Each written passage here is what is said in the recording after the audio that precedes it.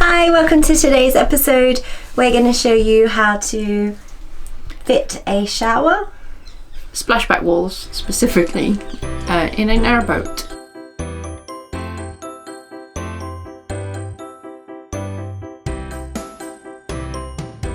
So today, as we said, we're going to be fitting our splashback walls for our new shower enclosure. In preparation for this, we have kind of trimmed the splashback wall, which is made of MDF with some kind of enamel on it for easy clean, antibacterial, blah blah blah. Supposed to be easier than tiling. No, not easier. I don't know what, just different. It's supposed to look. It's going to look more minimalist than tiling. Yeah. So it's just and easier to clean in the end. The cupboard is just here balancing. Store these flat, not stood up. Avoid your warranty. But we've got nowhere flat to put it. So as I say, we've trimmed this board here, and along with the boards, we bought an installation kit. Yep. The installation kit is great. Comes with loads of silicone and adhesive, yes. And these strip goes on the floor and forms a seal with your shower tray or bath. We're obviously having a shower. And this bit line here goes up against your wall, and then the board rests on top. And it actually, I don't know if you can see there's a little groove down there. That groove is not for the board to fit into, it's just for the silicone. And the silicone goes down there and on there, and then you stick your board on. It's ingenious. If it works, it's going to be ingenious. In addition, you get a corner piece, which oddly enough goes in the corner between your lovely new wall and your existing wall, and then two trim pieces that go on the outer edge of the splashback to hide your cut line and just give it a nicer finish. So the first job for us today, as you might have noticed, we've already done the mitre cut there.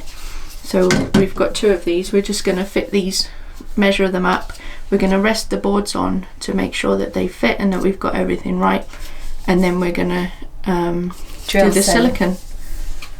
And drill. We're going to do a practice drill on the plumbing. Yes. We've got an off-cut piece of the laminate, so we're going to have a practice drill. So the pipes, as you can see here behind me, come through this wall here. Then they're not going to look this messy when they're on, because they're just on so that we don't get water everywhere. We have to drill these matching holes. It was easy in this because I didn't care about ruining it. We care about ruining the splashback. Yeah, so we're just going to do a practice because we've got some offcuts. Yes.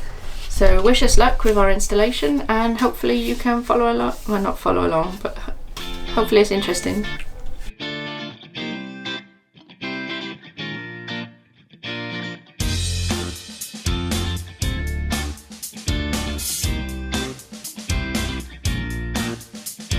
We filled up the bottom strip with the sealant. It's this Celux N general purpose sealant that comes with the pack. I've also put a run along the edge of the shower tray, just inside those blue markers. And Anna is just running, for some reason, the opposite direction. Because I couldn't get it to stick. Along the wall. So that's high grip polymer that she's just running along there, and that's going to hold the strip onto the wall, and some nails. Now for the fun part, attaching the strip. So do you reckon there? Yep. So the sealant on the strip bonds apparently with the sealant on the tray.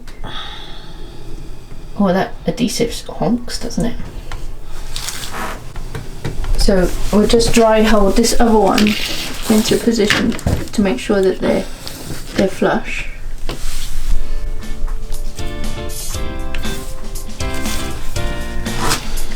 Does it need to push down into the corner? No, that's fine, isn't it? I think so.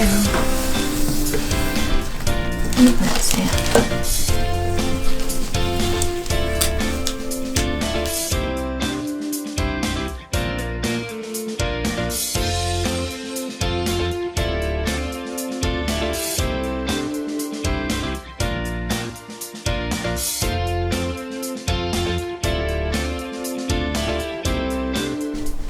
So the covering is removed from the edge of the panel, and Anna is now putting on the end panel. We've put a bead of sealant down the inside of the trim to it, and that's all it needs to stick on.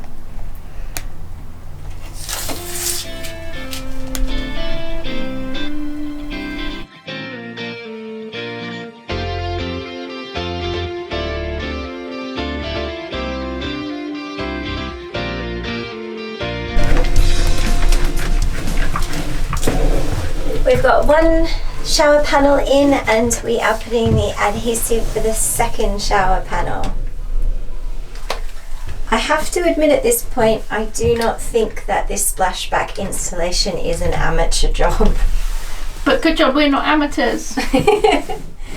I also don't know if I'm 100% convinced that splashback is the right kind of material for a narrowboat. Mainly because of the space restrictions for cutting. Yeah. I think that's the worst thing that we found, really. Yeah. If there's a company that does splashbacks and it's already cut, but then when you're on a boat, you kind of need to measure it yourself, don't you? You can't do your measurements until you've got the trim and stuff in. Yeah. Which is again where we went wrong. Yes. Except it fits perfectly. Yes, it does. And it is so incredibly watertight. There is nothing ever going to leak out of that cubicle. Which is one of the reasons that we like the product. Yeah, true. More than tiles. Because the thing with tiles is the grout area. Yes. And on a moving boat, the only points of concern are in the shower are going to be these seals in the middle and the bottom, and they are just, there's a layer of silicone, and then there's a frame to hold it in, and then there's another layer of silicone, and then we have put in an extra layer of silicone just to make 100% sure. Maybe overkill. Can you have overkill when it comes to showers on boats? Or in life? I don't think so.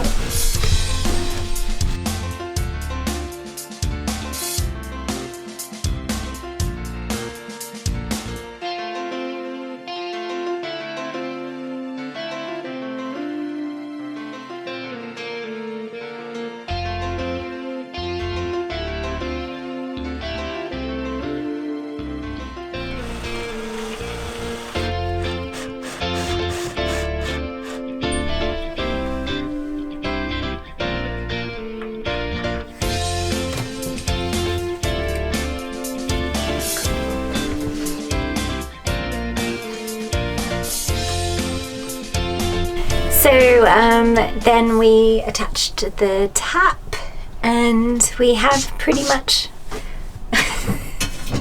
okay, there's Alice using the kitty litter. We all go together. Alice, I'm in the shower, not the toilet. Alice. So here it is. A lovely splashback, and it took a lot, actually, a lot of effort, a lot of work. It was really hot. Would I do it again? I've seen these PVC kind of plastic things at Home Base or at B&Q as one of them.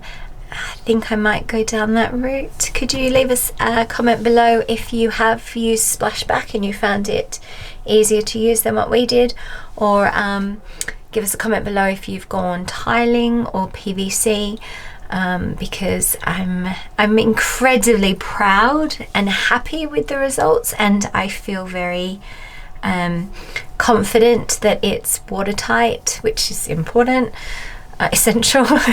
And it could have been my skill level, or it could just be that the product is best cut in a workshop, not in a narrowboat.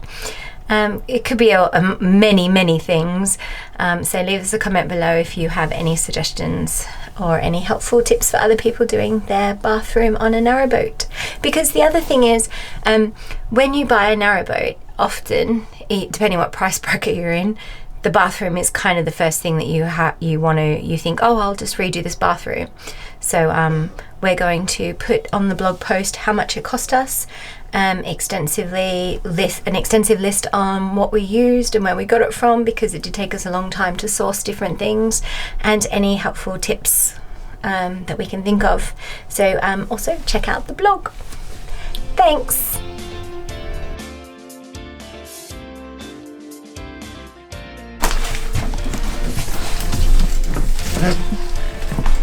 How not to do DIY in a narrowboat.